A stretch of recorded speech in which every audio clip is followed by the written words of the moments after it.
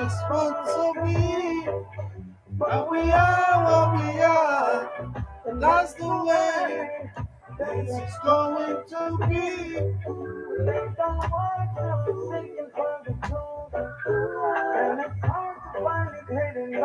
Ima Ifada American Never Nani FM 103.5.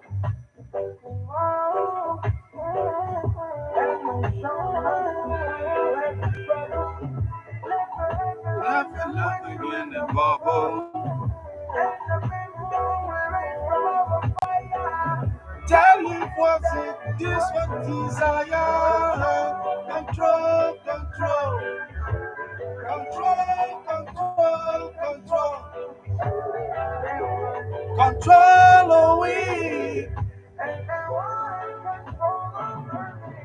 Over we.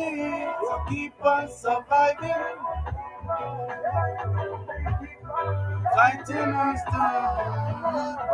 Keep on surviving. Keep on surviving.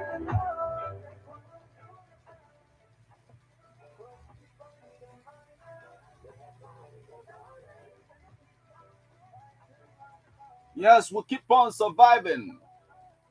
No matter how tough it gets, you know?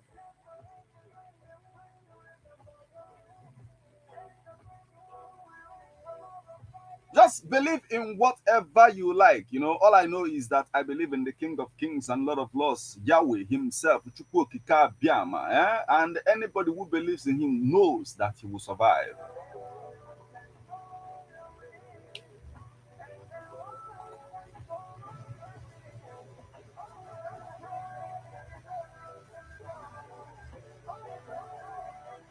Otuosu wedding at this particular edition of Birthday Splash Nebona the 103.5 FM. Bona Bob Marley Piasela why na survivor. Kwa Makada survivor. Yotago mugoda boma or survivor. Now grandson nwa Bob Marley.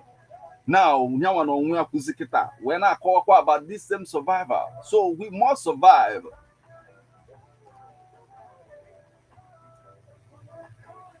Yes, with this sound of YG Mali, this is how we ball into this particular edition of Birthday Splash Nebona, the 103.5 FM.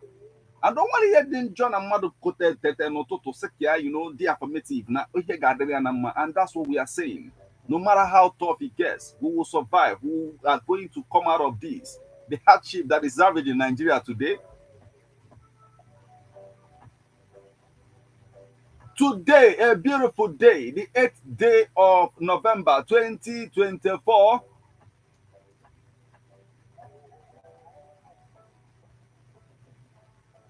The day, you know, the Lord made it, you know, and we must be glad. We will rejoice in it. Whether likely or not, we will have fun this morning on this particular edition of Birthday Splash Nebona, the 103.5 FM.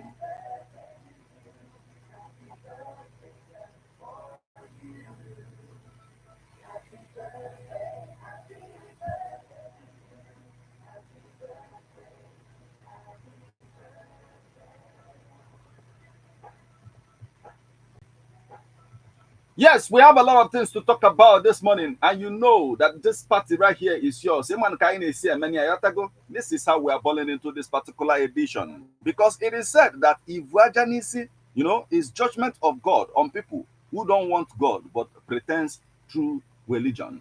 And when the boy anything with God, but they just have to pretend so that the society will accept them. That the society will say, yes, Sonia Sopanandi in Kechinika and Kumakia on a very good day. So when I call that the level of evangelism now, you have to go no nyanwa punishment Chineke develop for ndi niile chole na pretend in that manner because no ya bona a lot of people they believe false of prophecy and the prophecy gasi nisi Trump a lot of people can ekumba na prophecy fanyala abro false even for the fact that Trump will win go blow president elect still the prophet who pufisilono must still make most especially apostle and the girls apostle na akawa na yaku no yaku na full vision onye yi skirt yotago and onye yi skirt na Kamala nke onye obana na ejela mana Trump win is here. On us na no dey call Trump you scared n'ime vision ya no ihe mere ya. But kita o mopụtakwana again we say in fact na ya na achịkọwa kita afọ bụ na na just so 1 year ka Trump ga nọ in office. Onye yi scared abata office a. This is how we ball into this particular edition of Birthday Splash. Never at the 103.5 FM. Up on the moon, what kind of metal?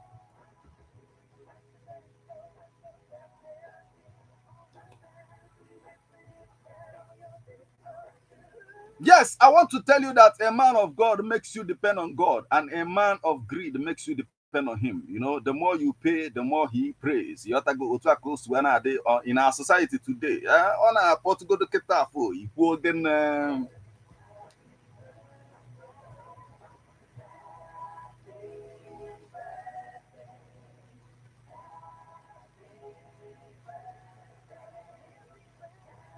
Akoko Otikboju.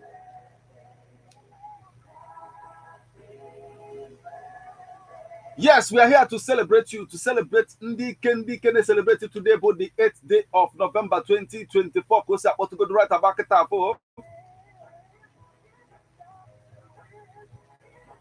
And you know that this party right here is your own. Get involved. Send SMS or WhatsApp messages with name and number of the person you want to celebrate this morning on 080-6579-6599. Kedifine celebrate whatever, you know, and celebrate this morning. We are here to celebrate with you. Anniversary, scanniversary, you know, birthday, you know, we are here to celebrate with you.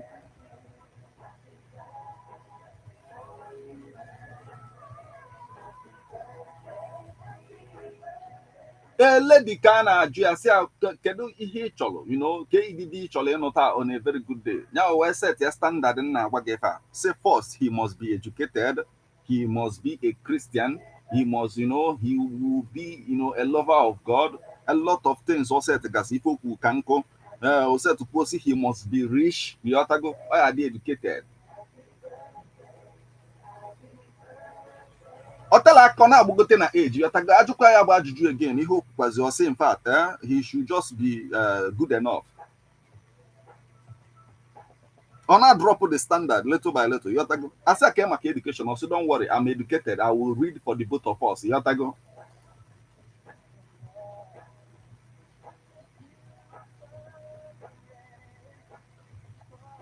All the go Kwako get this morning. We have a lot of people to celebrate this morning, and we are getting right into it, right about Fundua.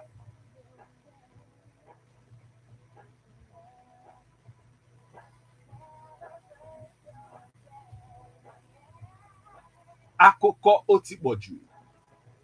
My name is not the splash of joy, splash of happiness, splash of gene bagam na account mado this morning. Equity so to our daily yotago right back at tapo. The first person I get celebrate to go to Nototo Awebo Gordon Ramsay. You know, he is a Scottish chef, writer, and television presenter. Born November 8, 1966. And I say again this morning, happy birthday. Yes. All the go back to studio.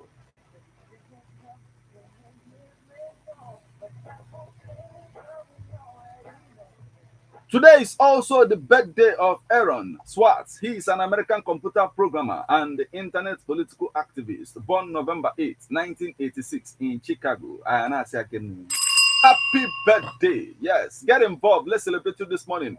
All you have to do is just send SMS or WhatsApp messages on 080-6579-6599.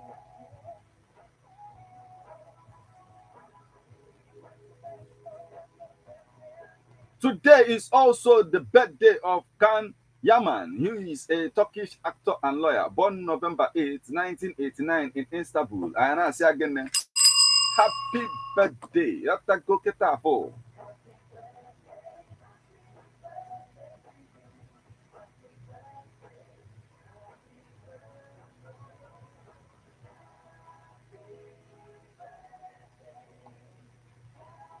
Alfred Woodard, you know, is an American film, stage, and television actress, you know, born November 8, 1952 in Tulsa. And I say again, happy birthday. Yes. All the go studio. Get involved. Let's celebrate you this morning. We need to celebrate you. Yotago, celebrate the people who are celebrating around you this morning. Go say, to go right about kita for Yotago. Mado jibu kuna abu wekolo. Manaketa no ukwa no Yotago. Because cannot complain when economy drama go. So it is what it is. So celebrate this morning. Tap from people's blessings. The fact you celebrate someone means yours is coming your way.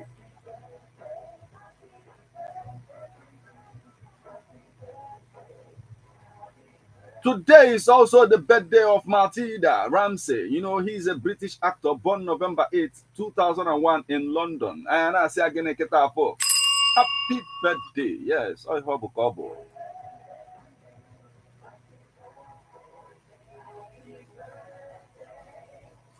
Yes, I am at one. I jacket for I celebrate and can celebrate this morning. Go say what to go right about phone door.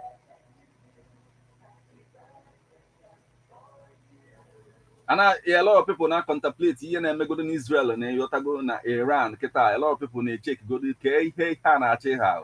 Oh, na the Kana Cheja Yotago, Ihe Basta World War. Or Bolon Katia Yotago.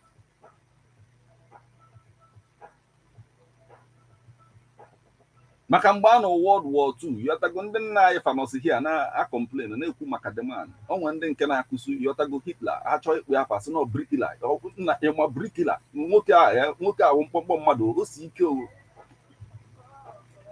Akụkọ otikpoju. Now, otu o si akpọtụ nke ikpeazụ a, ibu mgbe a na-anọ World War II a yọtago enwere soja nọ na-agba ọsọ ka ọ gbanaba for ndụ ya wee gbagide ọsọ wee jee amụọ general, another general see from the other side na ọ bụrụ general nke nyanwa na south. The man wee say, why are you running? Nyanwa don kwacha tụọlụ the man, because I can't fly. Maka na ọ bụ if I can fly. Ihe afụkwadụ m anya wee na-ajụ m, why are you running? Akụkọ otikpoju.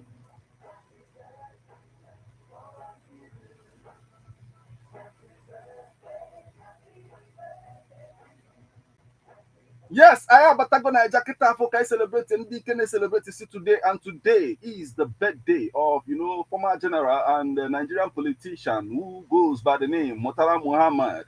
It is posthumous. He was born November 8, 1938 in Kano, and I say again this morning. Happy birthday. Otako said this morning. In case you just went to go to 20 naira, you see exactly who we are talking about. Now, on our Botokwa, and the next person I get celebrated this morning, Webolo Chika Ike, a Nigerian actress, born November 8, 1985, in Onitsha. I see again Eketa for happy birthday. Yes, it is what it is.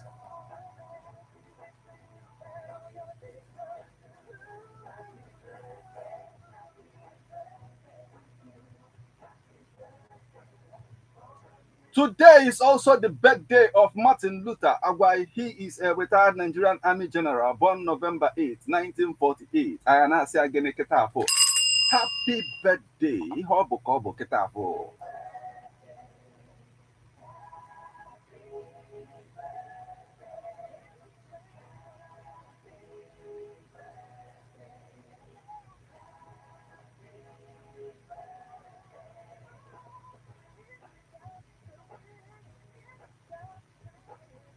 Today is also the birthday of Akin Fayomi. He is a Nigerian diplomat born November 8, 1955 in Abeokuta. Aina Sopani again. Happy birthday, Ifo Bokobo.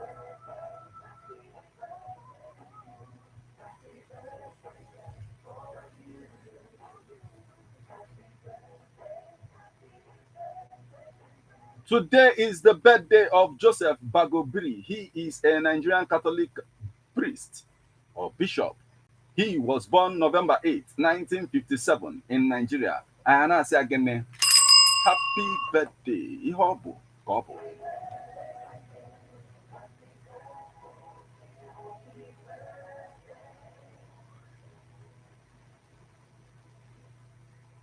Ode Thompson is also celebrating today being the 8th day of November 2024. Today, he was born November 8, 1980. He is a Nigerian footballer. And I say again, happy birthday. And right about Fondua, we must proceed.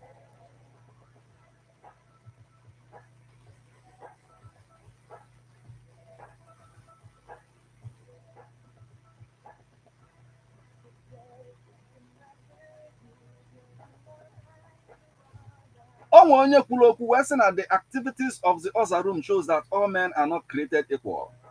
So na some people nsogbu e disturb fana yotago fama efe ha chọ abịala ime you waste the time on a very good day yotago on I say just guard this side no, this is not what he is called for.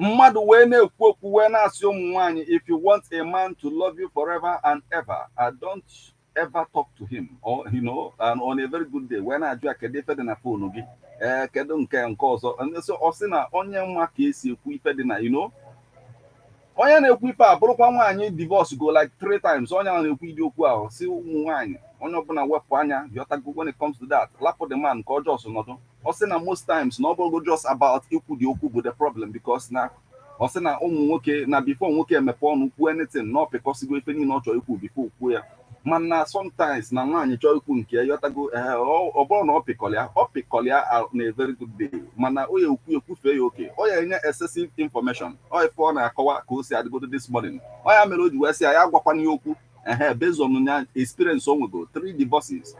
Ọ dịgokwa ka o ya si dị this morning. We have a lot of things to talk about right about now, and as we proceed to give you what you need, satisfaction nke dịgodo mbara guaranteed. Let's get ready to rumble. Akụkọ otikpoju yotago.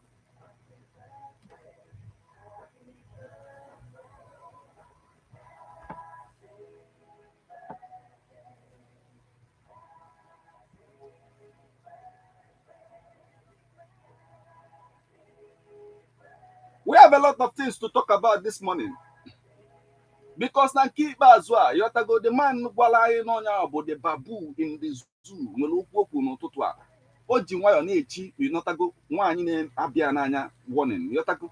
Sị na ife ị na-eme ị ga-emegide ife abaghị m n'anya, and I'm telling you, ịbaghị m n'anya, I won't let you go. Akụkọ otikpoju.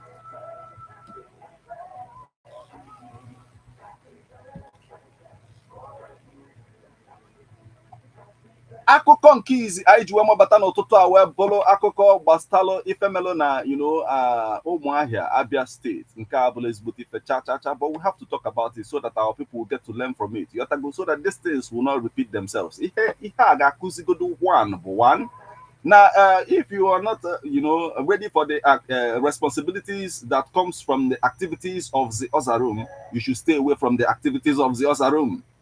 Now, a newborn baby has been dumped in the gutter in Umuahia by an unknown person. The baby was discovered inside the deep gutter at Umuahia Road, opposite Abam Street in Abia State capital on Thursday. As a Thursday evening, it was not certain if the child is still alive or not. Mana ndị bụ ụzọ wepụ nwa atọgbọ na gota bụ ụzọ onye pụtakwa ọ na-akpọ nne nwa iyi, ọ na-asị ya na ọma ndị Natalia na mma. A lot of things ndị mmadụ nọ na-ekwu ebe a just because of ife fafụ. Some of them na-asị why na nwaanyị ekulọ nwa akụgalụ Abia State gọọmenti na ha ga-ekuru nwa. Why not ikpọrọ ya ikuru nwa akụga na modelis baby ke nke bụ jos bịa tọgbu ya n'ilo just like that.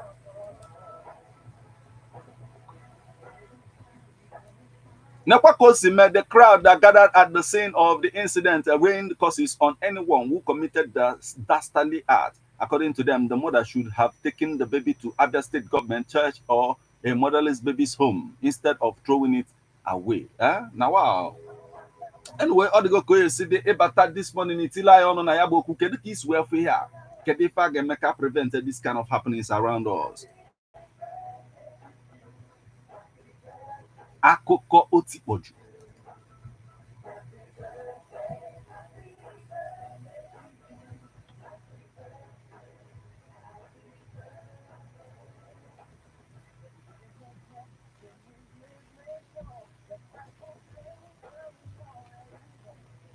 Yes, akụkọ ọzọ anyị ji wee mapụta n'ụtụtụ a o wee bụrụ the man they call the babu in the zoo. Na onye nwa kwuru ya n'ife ọ bụ n'isi onwe on a very good day.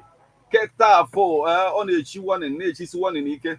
segwu ya nya onye ọbụla kpọọ Tiwa Savage tie serious warning na ihe niile ọ na-eme na ọ na-abịa n'anya na o mekata megide fa wee banye n'anya ya ọfụma ya nwetakwa ya ife m ga-eme ọya ọ na-ekwu on a very good day ọ na-asị ya biko ya kwụsị ị na-epost gasị ife niile ọ na-epost na social media na ụmụ ife niile a na-abịa n'anya na ọ baa ya anya na mkpamkpa ga-akpa. Now, controversial Nigerian musician Portable has issued a blunt warning to his senior colleague Tiwa Savage over her recent viral photos. Just a few days ago, Tiwa Savage took to the internet by storm with revealing photos that sparked mixed reactions amongst fans. While some praised her confidence, others criticized the 44-year-old mother of one for showing off her body so much on social media. You recall that Tiwa Savage bụ just nwe ka internet dị na Nigeria si dị dull na onwere much a na-ekwu maka ya o postu ofu foto ga spin onu ụmụ nwoke gasị na-ekwu ya ọbụla okwu internet niile a na-agba yara just maka foto post. So onye ka Portable ji wee na-ekwu ife ọ na-ekwu kịta sị gwa this woman na uche dịkwa ya na ọ ga-abakwa ya anya.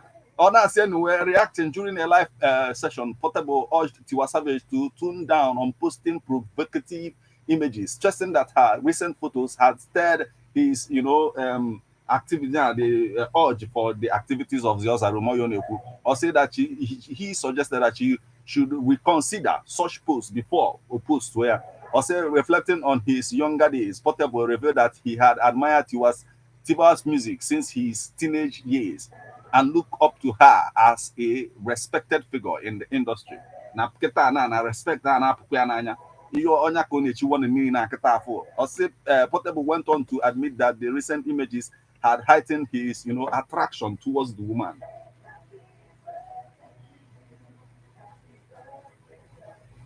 Anyway, all the go said on a shoe one in Yanoge before Very Dark Man. I said, why would you act like this or act the other way? I am a OJ, the one in Ketafo. All the go said the ebata this morning, why feel on here in a cosa on food go to write about Ketafo.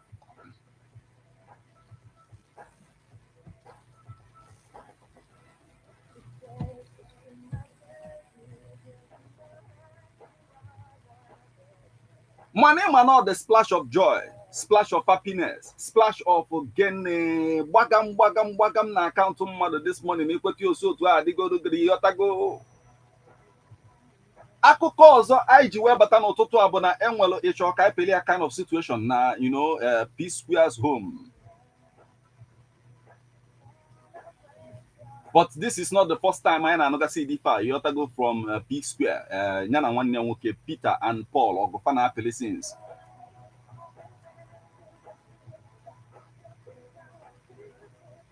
Mane mana when katakata move, Jamie catastrophe. See how far do you want kata mistake? We find a mess spread from the situation. Now, the fact is, Rude Boy Paul comes for his twin brother, Mr. Peter, for recording and releasing his song.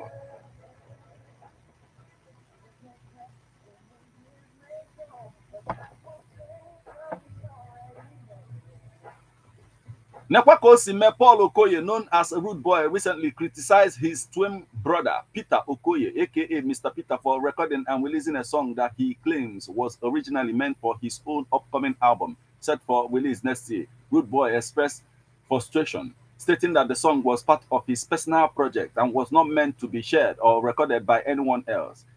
This latest development has stirred reactions among fans of the duo, who had hoped for ongoing harmony following their recent reunion as the iconic P Square. It also raises questions about the dynamics between the two, especially with each brother balancing solo aspirations alongside their P Square brand.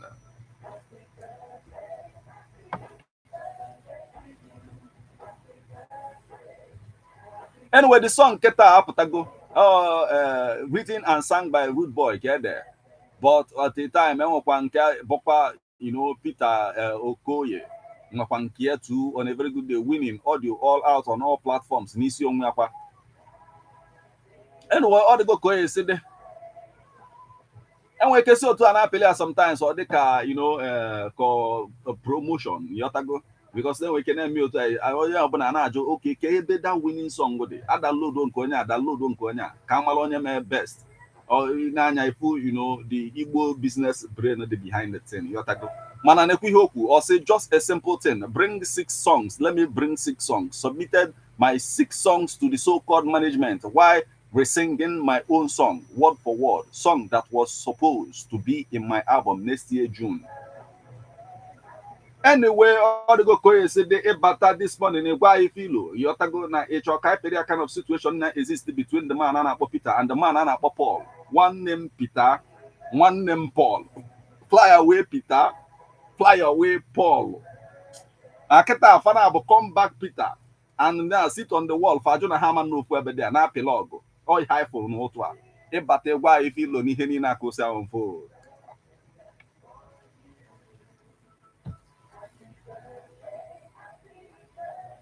Emmanuel Agolobo, one named Peter and one named Paul. Mano maka na halas na antike na gozago. No one named Peter, one named Paul. Origo Koyesi did this morning, Ebata, a wife, Philo, the Henina Cosa food. Right about Ketafo, Akoko, Ijuema, but a Webel Akoko, Bastalo, the former governor of West Africa. Yeah, I'm Makoa Macadam, Governor Ugasan, the mother, Mwana Umado. Yeah, a lot of people, Belako Macana Olofa.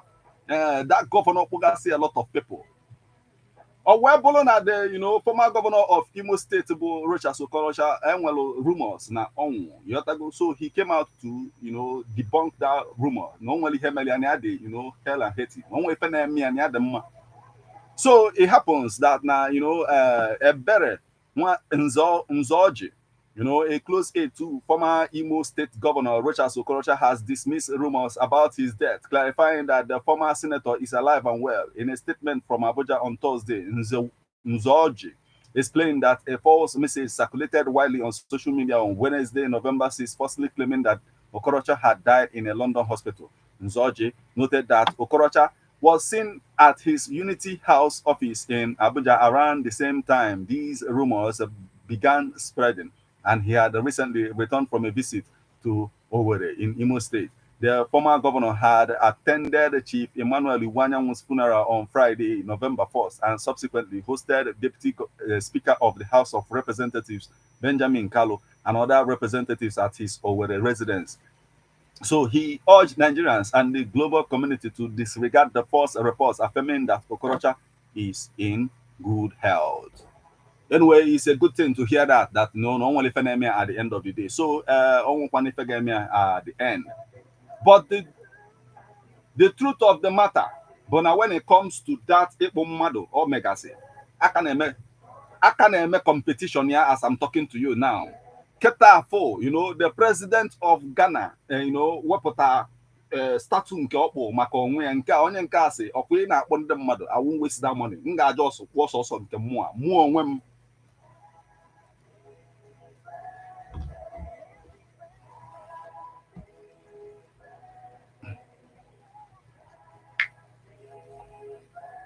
Nekwakosime backlash as Ghana president unveils a statue of himself amidst unfinished projects. Yotago iya wene wute ndị Ghana niile na-ebegoro ezigbote akwa na social media. Kekwa nke bụ mmadụ ekpu onwe ya bịa mepe the statue on a very good day. Sisi na be nya na statue fine man, fine bobo. Now, Ghana's outgoing president Nana Akufo-Addo is facing backlash on social media after unveiling a statue of himself during a tour of the Western region. This monument, located outside Efia Nkwanta region hospital in Sekondi, was reportedly created to honor the development projects initiated under his leadership, according to the region's minister, Pambena, Mensa. However, many Ghanaians have criticized the statue as self-glorification. Opposition MP Emmanuel Ama Kofi Boa echoed these sentiments on social media, suggesting the region deserves better than self-serving displays. President Akufo-Addo, who is set to leave office in January after 2 terms, has highlighted that he fulfilled 80% of his promises to Ghanaians. His current tour has been framed as a thank you tour, with Dako Mensa emphasizing the president's various achievements in the region. Nonetheless, some Ghanaians are questioning the timing and purpose of the statue, especially since several key projects remain unfinished. An ex-user remarked that it would have been more fitting for the president to let future generations recognize his contributions organically. The status photos, which have gone viral, have sparked calls from some citizens to remove it after Akufo-Addo leaves office. Na efugie kịta and ilute den ịfụ na mgbe Rochas nọ na-akpụ ndị mmadụ na onwere mgbe ọ nọkọta akpọọ dis gọvanọ ka idi febefe a kpọọ dis president. The president nọdụ ebe ọ nọ mgbe a na-agba mbọ ka ya bụrụ president si oke Rochas ife iri na ị ga-akpụ ndị mmadụ na ịma mkpọ m ngwa ọ bụrụzie president ọ na-achịsị kịta afọ wee nwayọọ kpụọ onwe ya.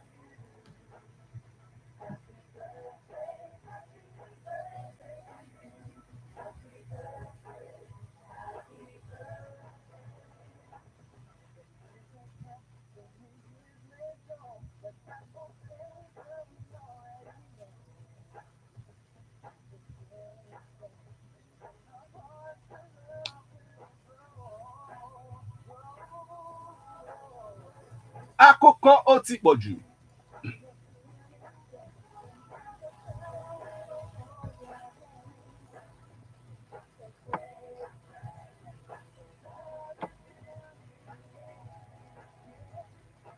Yes, Nigeria bụ every morning ịghọtago enwela ofu ga-emekwa enwe ike ọ bụrụ nke mebụla ememekwala again and o wee bụrụ na ife na-eme nke ikpeazụ a n'ụtụtụ a wee bụrụ the taxi driver Honorable Alex Ikwechegh assaulted the man ọkwalụla jụọ ya, do you know who I am? I can make you disappear. Ikwelu na ọ na-eme ife na-eme kịta bụ na the driver admit go na nyanwa so wee cause the problem. Okwugo na yotago na ọ dị ka nyanwa onwe ka o si wee kwuo okwu kpasu the man iwe na ekwesịrị ime conduct in that manner. And this kind of okwu nwere ike ịpụta mgbe somebody like that nwe yotago ka gbaga mbechago na account ya or wee realize ya mba why ga-eji wee gwa this man okwu, this nice man.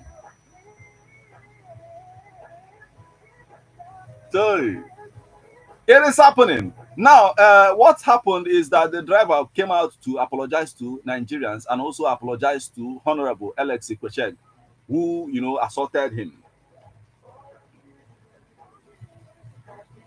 Because if you look, the Bible said that Christ that when you are like, if you receive slap on this cheek, turn over the other one, another one. I guess not what this driver is trying to do now, based on if on na-akọwa that na otu o si kwuo okwu na-emela ọfụma na otu o si kwuo okwu bie anger the man. But I don't think that Nigerians are angry with Ikwechegh just because of the fact that he assaulted this driver. I think they are angry with the fact that he could not keep his emotions in check, because the Bible will also tell us that if you can't control your emotions, if you can't control your heart, how would you take charge of a city or a town, or at the end of the day? So if you can't put your emotions in check, then how come you are a leader? Because a leader is supposed to put these things under control. So, but this is what the man said. He says, "Good day, Nigerians. My name is Stephen Abu Sewa. I had a misunderstanding with Right Honorable Alex Mascot Ikwechegh a few days ago. I actually want to apologize to him for whatever I must have said or done to provoke him to that level of anger. I want to tell Nigerians that it's not time for us to start dividing ourselves based on religion, tribes, or regions. We should actually come together, see how we can unite this nation and move it forward. Please, Nigerians, let's forgive and forget, as it even contained in our Lord's Prayer, that, Lord, please forgive us as we forgive those who trespass against us, for there is no justice without forgiveness. Thank you very much." Then he says, "I want to use this medium to thank my family members, my parents, my brothers, my uncles, and everyone that stood by me. I want to thank all of you. I love you all. Thank you. God bless you, Nigeria." Anyway, all the use the opportunity where can never find the people that stood by him. Now they know that he did not disappear. All he had at the matter.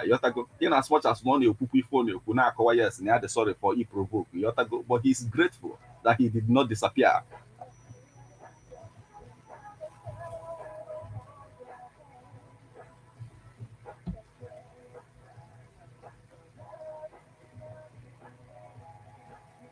Yes, the emergence of Donald Trump as the president-elect of America, has sparked a lot of issues up. And when a lot of things are now, you have to go Simon Ekpa, the Nigerian federal government of Nigeria, and you go Trump warning that he should stay away from Simon Ekpa. You have to go, and I know quite even now, Simon Ekpa, a letter to the Finnish government, the government of Finland, about some of the plans he has for his mission as a freedom fighter, the way he's doing what he's doing. At the same time, and I call myself that no go Trump, towards some of the things on about his missions. At the same time, that same emergence of Trump as the president-elect of America is also sparking a lot of things in the religious scene at the time. Because now a lot of pastors who put on ihe ha kwugasị ya tago ya na Trump ga-ada na ọ ga-eme nke a primate Ayodele since that until now nwebe ife okwu ọsịbe yes n'okwuteli aka n'okwuteli ya maka ihe ọ gwara anyị na Trump ga-ada dawa ike kịta Trump ewinigo primate Ayodele nọ nwayọ okwube pem now onye nke kwuru ekwu yọtago ndị mmadụ na-ajụ asị ya ilotekwa ife ikwu before this election bụ Apostle Suleman maka na before the election ọ sị na ya fu vision na vision ọfụ bụ onye yi skirt yọtago on a very good day kịta afọ Trump ewinigo nyanwa na-akọwala ọha na eze na ọ dịka Trump ọmụma yiri skirt na n'ime division ọfụ ndị mmadụ aghọtasịlọ nke ahụ ọfụma o wepụtakwa again same part ka akọwala fife omine na ife amin bụ na otu akịta Trump win na ọ ga-achị just 1 year achụpụ edi nya zigia nga ojenga onye ayi skirt abịachiba now na ko sime o say Trump will be impeached or arrested after 1 year in power. I see a woman ruling the US. Or here Apostle Suleman, the controversial man of God Apostle Suleman, has dropped a prophecy regarding the president-elect of the United States of America, Donald Trump. Or say, according to him, even though Donald Trump has been elected at the just ended US elections, he will not rule for the full 4-year term. Apostle Suleman said this during one of his church services. He emphasized that he saw a woman ruling the US. He further that Donald Trump will be impeached after 1-year term. He added that Donald Trump will be the first sitting president to be arrested. After his arrest, his rival, Kamala Harris, will be elected as the president of the United States of America. This statement sparked a lot of controversy online. This man now. And when then when I say like a lot of people now do in this matter. Because some people are foresee go if this man maybe in the next 2 years, after 1 year only and the internet never forgets. Don't worry, the vision is that Trump will finish his term, and then if he finishes his term, Kamala Harris will now come in as the president. Anyway, all the go Ebata this morning, why you feel on Henina Kosa on food good right about now. Akoko Otipoju. But it's about time for you to get involved. Engage 1 or 2 where actually Yaki when wake where but why you feel on Henina Kosa on food good right about Keta full. Never at the 103.5 FM. Can bet this splash now on food good.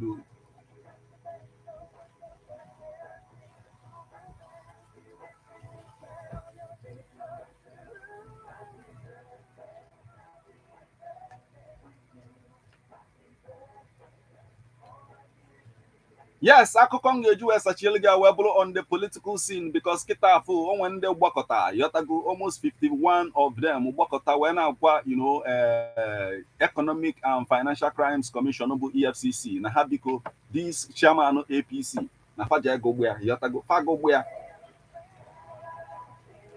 Now, a coalition of 51 anti-corruption groups has again petitioned the Economic and Financial Crimes Commission seeking the immediate arrest and prosecution of Abdullahi Umar Ganduje, the former governor of Kano State and current national chairman of the All Progressive Congress. So, in this coalition, Ejigo Maka, the arrest of Okowa, the alleged arrest of Okowa at the end when you wasn't car so that Obona boy is sick one or if fan now. Now, the petition dated November 4, 2024, and acknowledged by the EFCC on November 7, 2024, outlined numerous allegations of bribery and misappropriation against Ganduje while he was the governor of Kano State. Ganduje's tenure as governor from 2015 to 2023 has been marred by accusations of corruption, including a recent fraud charge filed by the Kano State government. Here, Lotekwa some videos are alleged on a true, dollar around and all of that. So, if any keep as well. Mana, from your own take, can you hear me? Mata in support EFCC a lot to talk about. You want to go put again? The numbers you call and then you become part of this conversation remains 080 65 79 6599. I take it again 080 65 79 6599. Let's hear from you right about it.